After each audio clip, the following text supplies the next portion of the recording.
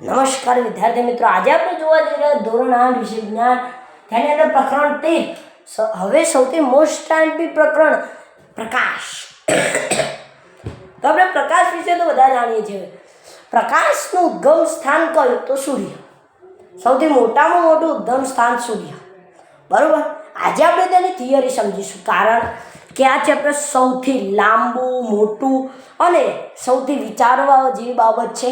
આ બધા તો ખાલી ટ્રેલર હતા, 1 થી 12 ચેપ્ટર. હવે મેન પિક્ચરની શરૂઆત. હવે ધોરણ 7 ની અંદર આજે આપણે મુદ્દાઓ સમજીશું. પ્રકાશનું પરાવર્તન. જો મેં આ કેમ પહેલું લખ્યું, કારણ કે દરેક પ્રશ્નની અંદર પ્રકાશનું પરાવર્તન પ્રકાશવાળા પાઠની અંદર તો મુખ્ય છે. હજી બીજું, પ્રકાશ કઈ રેખામાં ગતિ કરે? તે સીધી રેખામાં હંમેશા ગતિ કરે જ છે. અને બીજું, આપણે વસ્તુ કઈ રીતેથી જોઈ શકીએ? તો હવે અંધારું હોય તો આપણે કોઈ વસ્તુ જોઈ શકતા નથી, પરંતુ આપણી અંદર તો એવો કયો પ્રકાશનો વેગ મળે છે કે જેવી આપણે લાઇટ કરી એ બધી વસ્તુ આપણને દેખાવા લાગી. તો એનું કારણ છે પ્રકાશનું પરાવર્તન. જ્યાં સુધી તમને પ્રકાશનું પરાવર્તનની ખબર નહીં પડે ત્યાં સુધી આ બે વસ્તુમાં તમને ખબર નહીં જ પડે. પ્રકાશ કઈ રેખામાં ગતિ કરે છે, લેન્સ ને બધી વસ્તુ વિશે તો બધા ધોરણ 7 ની અંદર આપણે બધા પરિચિત હતા. પરંતુ આજે આપણે જોવા જઈ રહ્યા છીએ પ્રકાશનું પરાવર્તન, બરોબર. અરીસા વડે જે પ્રકાશ પડે, સામાન્ય ભાષામાં અરીસા ઉપર જે પ્રકાશ પડે, હવે એ પ્રકાશ જ્યારે પોતાની દિશા બદલે અથવા માર્ગ બદલે તો આવી ક્રિયાને પ્રકાશનું પરાવર્તન કહે છે, બરોબર. ગ્રાહકની ભાષાથી નહીં, પરંતુ હું મારી સરળ સમજૂતી અને ભાષાથી હું તમને સમજાવી રહ્યો છું. હવે જુઓ, તમે આ પ્રકાશનું પરાવર્તનનું અનુમાન કરવું હોય તો સમલમ અરીસો લો, એના પર લેઝર લાઇટ આવે ને એ મારો, બંને બાજુએથી આમ ખૂણા બનશે. એ દરેકે દરેક 90 અંશના તેમાં લંબ હશે, બરાબર. અને એના જે એવા કોણને પરાવર્તિત, એવા કોણને અપાત કોણને પરાવર્તિત કોણ કહે છે, બરાબર. આના વિશે તો આપણે સમજ્યા જ, પરંતુ આ બધું પાછળનું છે. પરંતુ આગળનું પ્રકાશનું પરાવર્તન, પ્રકાશ કઈ રેખામાં ગતિ કરે છે, આ બધું આજે આપણે સમજવાનું છે.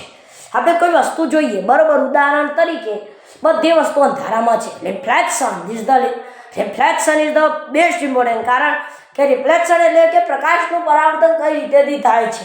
આપણે મિનો સેકન્ડની અંદર આ પરાવર્તન થઈ જાય છે અને આપણને વાસ્તવિકતામાં તો આ વાતની ખબર પણ નથી હોતી. આ એટલું જલ્દી પ્રકાશનું પરાવર્તન થાય છે કે આપણે દરેક વસ્તુ મિનો સેકન્ડની અંદર જોઈ શકીએ છીએ. જેવી લાઇટ કરી એવું આપણને બધી વસ્તુ દેખાવા લાગી, પરંતુ સરળતાથી નથી દેખાઈ શકતી.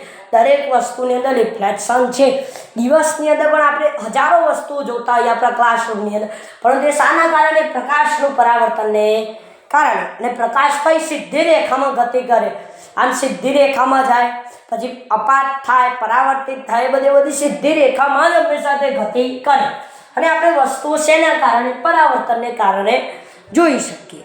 હવે વિદ્યાર્થી મિત્રો, આજે મેં આટલું શોર્ટમાં કેમ સમજાવ્યું? કારણ કે કાલે છે મહાશિવરાત્રિ, બરાબર. શિવરાત્રિનો પવિત્ર ઉત્સવ છે, બરાબર.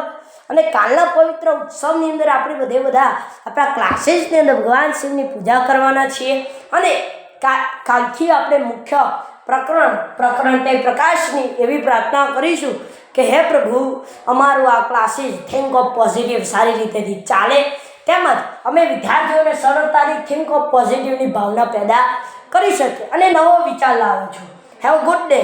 આપણું ભણવાનું પૂરું થાય એટલે હું તમને કહીશ have a good day, good luck, અને પછી કહીશ આ આવડશે, મને ગમશે, મને ફાવશે. એ તમારે મારી જોડે બોલવાનું છે. અને પછી ગમશે, ચાલશે ને ફાવશે. આટલા નિયમથી જો તમે અભ્યાસ કરશો તો તમને ભણવાનો લોડ રાખશે નહીં. અને આજે આપણો વિડીયો કેમ શોર્ટ છે?